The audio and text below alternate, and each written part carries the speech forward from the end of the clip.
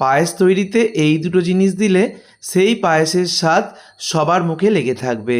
পায়েসের স্বাদ কিন্তু আজীবন ভুলতে পারবে না। সবার বাড়িতে থাকা এই দুটো জিনিস পায়েসে দিলেই পায়েসের টেস্ট বহুগুণ বেড়ে যাবে। রেসিপির জন্য প্রথমেই আমি গোবিন্দভোগ চাল নিয়েছি 50 গ্রাম। একবার জল পাল্টে ধুয়ে নেব চালটাকে। তো একবার জল পাল্টে চালটাকে আমি ধুয়ে নিয়েছি। এবার আমি কড়াইয়ের মধ্যে দিয়ে দিচ্ছি ঘি। ঘিটা গলে গেলে যে চালটাকে আমি ধুয়ে নিলাম সেই ধুয়ে নেওয়া গোবিন্দভোগ চালটাকে ঘিয়ের মধ্যে ভেজে আমি তুলে নেব। গোবিন্দভোগ চালটাকে ঘিয়ের মধ্যে ওই 2 মিনিট মতো আমি নেড়েচেড়ে নিয়েছি। এবার এই চালটাকে আমি তুলে নিচ্ছি। এইভাবে ঘিয়ের মধ্যে চালটাকে নিয়ে নিলে চালের মধ্যে একটা খুব সুন্দর সুগন্ধ হয়, পায়েসে খেতেও ভালো লাগে আর চালটা একটার একটার গায়ে জড়িয়ে যায় না। এবার আমি 1 লিটার লিকুইড দুধ দিচ্ছি। 50 গ্রাম গোবিন্দভোগ চালের জন্য 1 লিটার লিকুইড দুধ। দুধটা হালকা হাত সহ গরম হলে একটা 10 টাকা দামের গুঁড়ো দুধের প্যাকেট অবশ্যই এখানে দেওয়া যায়, তবে আমি এখন দিলাম না। আমি কিভাবে দেবো সেটা আমি পরে দেখাচ্ছি। 5টা এলাচের মুখ ফাটিয়ে দিয়েছি আর একটা এখানে তেজপাতা দিয়েছি। দুধটা ফুটে উঠলে মিনিট 3-4 মতো দুধটাকে জাল দিয়ে দিয়েছি। তারপরে আমি এখানে ঘিয়ে ভেজে রাখা গোবিন্দভোগ চালটাকে দিয়ে দিলাম। এবার ভালো করে নেড়েচেড়ে দেবো। মাঝে মাঝে একটু নেড়েচেড়ে দেবো। চালটাকে এবার ভালোভাবে সিদ্ধ করে নিতে হবে। মাঝে মাঝে একটু নাড়তে চাড়তে থাকবো। এইভাবে দেখো চালটা কিন্তু সিদ্ধ হচ্ছে আর দুধটাও ঘন হয়ে যাচ্ছে। এদিকে আমি মিক্সার জারের মধ্যে দিয়ে দিচ্ছি আমন্ড বাদাম আর কাজু বাদাম। আমন্ড বাদাম আর কাজু বাদামটাকে একসাথে মিক্সারের মধ্যে আগে শুকনো ঘুরিয়ে গুঁড়ো করে নিলাম। অনেকক্ষণ ধরে মিক্সারটাকে চালাবে না, কয়েকবার অন অফ করলেই এরকম মিহি হয়ে গুঁড়ো হয়ে যাবে। আর নিয়েছি ফ্রেশ নারকেল কোড়া। ফ্রেশ নারকেল কোড়া আমি এখানে 2 চামচের মতো দিয়ে দিলাম। ওই 5-6টা আমন্ড বাদাম, 5-6টা কাজু বাদাম আর এখানে 2 চামচ মতো নারকেল কোড়া আর অল্প জল দিয়ে এবার আমি সুন্দর একটা পেস্ট করে রাখলাম।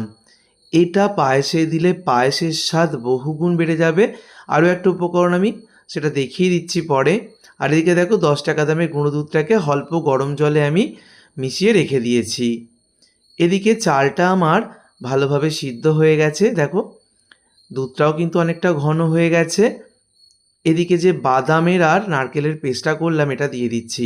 এই আমন্ড বাদাম, কাজু বাদাম আর নারকেলের পেস্ট পায়েসের মধ্যে দিলে অপূর্ব স্বাদ হয়, পায়েসের স্বাদ বহুগুণ বেড়ে যায়।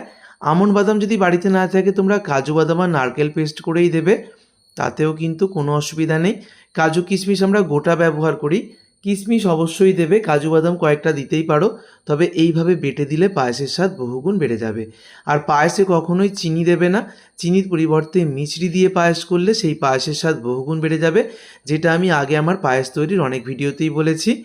আর এই বাদাম দিয়ে মানে বাদাম বাটা নারকেল বাটা দিয়ে পায়েস বানালে একটু ফেনা ফেনা মনে হতে পারে প্রথম দিকে, তবে এটা চিন্তার কোনো ব্যাপার নেই।